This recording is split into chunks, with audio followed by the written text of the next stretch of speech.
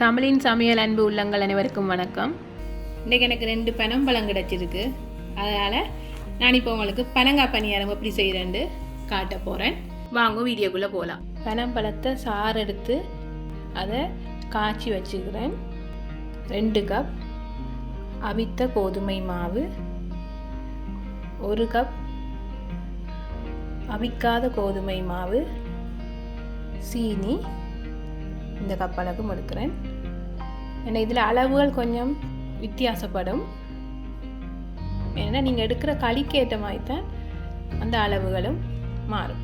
இப்போ வாங்க எப்படி நாங்கள் இந்த களியை காய்ச்சிறேன்னு பார்ப்போம். முதல்ல இதை நல்லா கழுவ போகிறேன். மேலே கோதை உடைச்சி போட்டு கழுவ போகிறேன். இப்போ நல்லா கழுவி எடுத்துட்டேன். இப்போ நான் என்ன செய்ய போகிறேன்னா இதில் இருக்கிற இந்த தோலை இப்படி உரிச்சு எடுக்க போகிறேன். எல்லா தோலையும் இப்படி உரிச்சு எடுக்க போகிறேன். இப்போ இதுக்கு நான் கொஞ்சம் தண்ணி விட்டு இப்படி பிணைஞ்சு நல்லா களியாக எடுக்கணும். கையால் இப்படி பிணைங்க.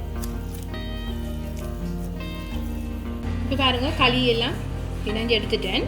இப்போ நாங்கள் இதுக்கு நிறைய தும்பு இருக்கு. இப்போ நாங்கள் தும்பை முதல்ல வடிப்போம். இதை நான் அடுப்பில் வச்சு காய்ச்ச போகிறேன். நல்லா கொதித்து வரும் வரைக்கும் காய்ச்சி கொண்டே இருங்கோ. 10 நிமிஷம் விட்டுட்டு அந்த களி நல்லா கொதித்து வந்துட்டு இதில் நான் 1 கப் அளவுக்கு சீனி போட போகிறேன். நீங்கள் உங்கள்கிட்ட இருக்கிற களியை பொறுத்து நீங்கள் அதுக்கேற்ற மாதிரி உங்களுக்கு நல்ல இனிப்பு வேணுமெண்டா போடலாம். ஆனால் சீனி போடும்போது நீங்கள் மாவு மிக்ஸ் பண்ணணும். அது மாவுக்கும் ஏற்ற மாதிரி சேர்த்து தான் சீனியை போட்டு காய்ச்சணும். இப்போ பானி ரெடி ஆகிட்டு இதை நாங்கள் நல்லா ஆற விடணும். இதில் இப்போ இந்த மாவை போட்டுட்டு மாவை வீட்டில் போட்டுட்டு மிக்ஸ் பண்ணிவிட்டு இப்போ இந்த களியை கொஞ்சம் கொஞ்சமாக இதுக்கு விட்டு கிண்டணும்.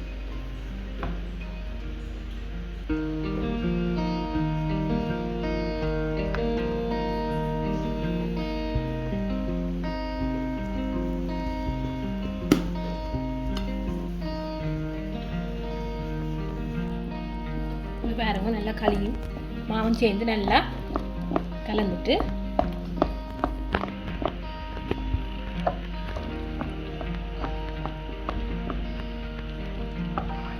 இதை நாங்கள் இப்போ தாச்சியில் பொரிச்சு எடுக்கணும். அதுக்கு போடும்போது இப்போ நீங்கள் இப்படி வச்சு இப்படி போடைக்க அதுக்கு அது உழுகிற மாதிரி இருக்கும். இப்படி கையால் இப்படி எடுத்தோம். இப்போ பதம் எல்லாம் சரியாக வந்துட்டு இப்போ எண்ணெயில் பொரிச்சு எடுப்போம். பாருங்கள் எண்ணெய் நல்லா கொதிச்சுட்டு இதுக்கு நான் இப்போ கையால் இந்த மாவு எடுத்து பாருங்க இப்படி அமர்த்தி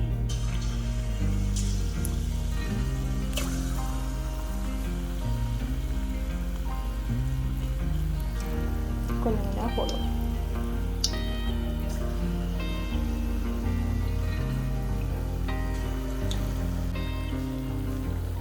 பாருங்க இப்படி பொன்னிறமாக வரும் வரைக்கும் நீங்கள் பொரிச்சு கொண்டு இருக்கணும். எனக்கு இந்த பிளேட் நிறைய வந்திருக்கு. பாருங்க சுவையான ருசியான பனங்காய் பனியாரம் நீங்களும் செய்து பாருங்க. உங்களுக்கு நான் செய்தது பிடிச்சிருந்தா லைக் பண்ணுங்க, ஷேர் பண்ணுங்க, சப்ஸ்கிரைப் பண்ணுங்க. பக்கத்தில் இருக்கிற பெல் பட்டனையும் ப்ரெஸ் பண்ணி கொள்ளுங்க. பாய்.